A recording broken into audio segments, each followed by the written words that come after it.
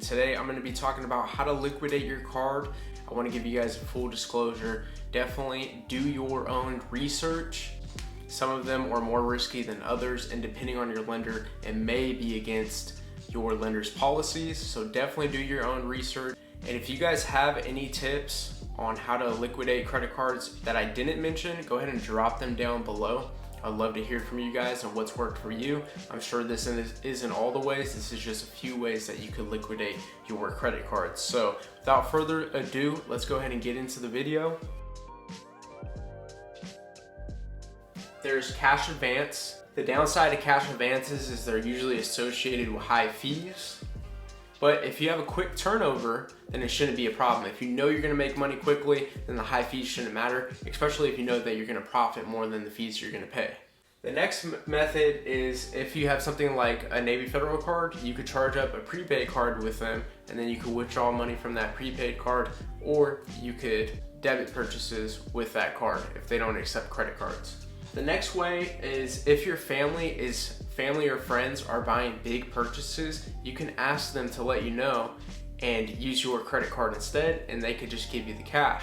And the benefit to this is, let's say you have a family member that's gonna go buy a car, $5,000 cash off the lot. Yeah, let's say for example, your card will give you 1.5% back. You make a $5,000 purchase, you just made $75 from that purchase, which isn't much, but it's still something. And then in addition to that, the main key is you're gonna get that $5,000 cash at no advance fee, but you will of course have to pay interest if your card is charging interest. If you did it on a 0% interest card, then you don't have to pay any interest at all, which is awesome. And then this is gonna be my favorite method. This is the method that I would actually recommend doing if you guys have the availability to do a slower turnover time within 30 to 60 days. And this is what I did with a lot of the liquidation that I was buying and flipping, and also my dirt bike business that I have. I'll buy the inventory on credit if possible. The way that I buy that inventory on credit, they don't take credit cards, but I would use platforms like plastic.com, PLASTIQ.com, and they charge me a 2.85% fee. Now, considering if you at least get 1.5% back, that's only gonna leave you with about 1.35% of a fee, realistically. I think they might charge a $40 flat fee too on top of that. I'm not sure if they still do, you might have to look into that. But as far as percentages go, you only have to pay a 1.35% fee that I know of, if that flat fee isn't included. And then if you're buying something, like for example, when I would buy appliances, I'd expect to make at least $1,500 to $2,000 profit. So if you're making 2K profit, right?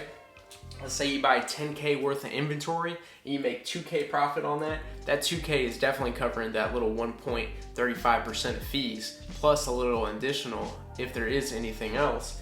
But you get your $10,000 back plus a 2K profit minus the fees. So you're looking at about, 11.9 something.